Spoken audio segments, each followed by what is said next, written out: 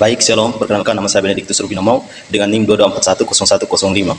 Di sini saya akan menjelaskan sedikit tentang profil usaha kami, yang dimana usahanya itu adalah jasa reparasi sol sepatu milik Bapak Rudi, yang dimana sol sepatu ini berada di Pasar Wesapa, Kupang. Usaha ini beroperasi dengan model pelayanan langsung di Pasar Wesapa, di mana pelanggan dapat langsung datang dengan sepatu yang perlu diperbaiki. Sistem kerja yang diterapkan adalah berdasarkan pesanan. Artinya, tidak ada produksi massal, melainkan setiap pekerjaan disesuaikan dengan kebutuhan spesifik pelanggan. Proses operasionalnya cukup sederhana, mulai dari evaluasi tingkat kerusakan sepatu, pelaksanaan perbaikan, hingga pembayaran setelah pekerjaan selesai. Karakteristik usaha ini mencerminkan UMKM pada umumnya yang bersifat fleksibel dan customer oriented. Yang berikut struktur penentuan harga. Dalam hal penentuan harga jasa Bapak Rudi, menggunakan pendekatan yang berbasis tingkat kerusakan sepatu. Untuk perbaikan ringan seperti menempel ulang sol yang lepas, tarif yang dikenakan sekitar 15.000. Sedangkan untuk kerusakan yang lebih kompleks seperti mengganti seluruh sol atau menjahit bagian atas sepatu yang rusak, tarif dapat mencapai 25 hingga 30.000. Strategi penetapan harga ini sebenarnya sudah menerapkan konsep pricing, yang dimana harga ditentukan berdasarkan nilai dan kompleksitas layanan yang diberikan kepada pelanggan, bukan hanya berdasarkan biaya produksi semata. Fungsi biaya dan pendapatan. Berdasarkan data yang diperoleh, kita dapat merumuskan fungsi biaya total sebagai total cost sama dengan fixed cost ditambah variable cost dikali Q, di mana fixed cost adalah biaya tetap Rp300.000 per bulan. Variable cost adalah biaya variabel Rp10.000 per unit, dan Q adalah jumlah pelanggan. Maka total biaya adalah Rp300.000 ditambah Rp10.000 dikali 10 yang menghasilkan Rp400.000.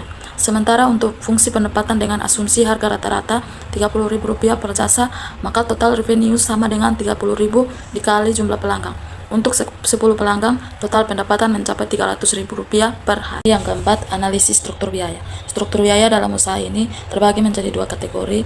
Kategori utama yaitu biaya tetap yang harus ditanggung setiap bulan adalah biaya kos sebesar Rp300.000, sementara biaya variabel terdiri dari pembelian bahan-bahan seperti lem dengan harga Rp43.000 per kali yang cukup untuk 10 sepatu, benang dengan total investasi Rp100.000 untuk 5 warna berbeda, dan biaya lain-lain seperti jarum dan sol kecil sekitar Rp3.700 per sepatu. Total variabel per sepatu mencapai Rp10.000. Pembagian biaya ini sangat penting untuk memahami struktur ekonomi usaha dan menentukan titik impas operasional. Yang berikut analisis margin kontribusi. Konsep margin kontribusi sangat relevan untuk memahami profitabilitas usaha ini.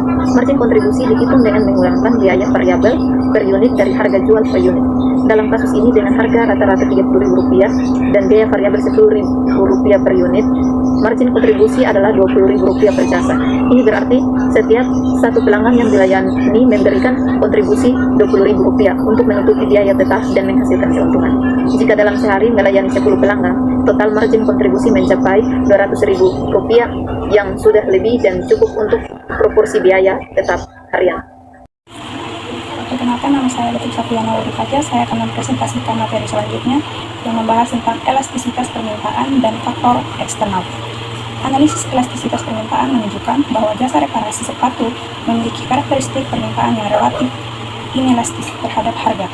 Hal ini terlihat dari pernyataan Bapak Rido bahwa pada saat hari raya jumlah pelanggan meningkat signifikan meskipun harga tetap sama. Faktor musiman seperti hari raya menjadi faktor eksternal yang sangat mempengaruhi permintaan jasa. Pelanggan cenderung mengutamakan kebutuhan untuk memiliki sepatu yang rapi pada momen-momen tertentu dibandingkan dengan pertimbangan harga.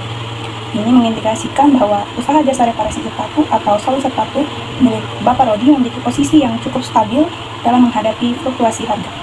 Selanjutnya kesimpulan, berdasarkan hasil wawancara dan analisis kami, dapat disimpulkan bahwa usaha jasa sol sepatu milik Bapak Rido termasuk UMKM yang dikelola secara sederhana, namun tetap mampu bertahan. Penentuan harga yang dilakukan berdasarkan tingkat kerusakan sepatu dan biaya operasional belum menggunakan metode perhitungan formal, tetapi pendapatan yang diperoleh dengan melayani sekitar 10 pelanggan sudah bisa menutup biaya dan memberikan keuntungan.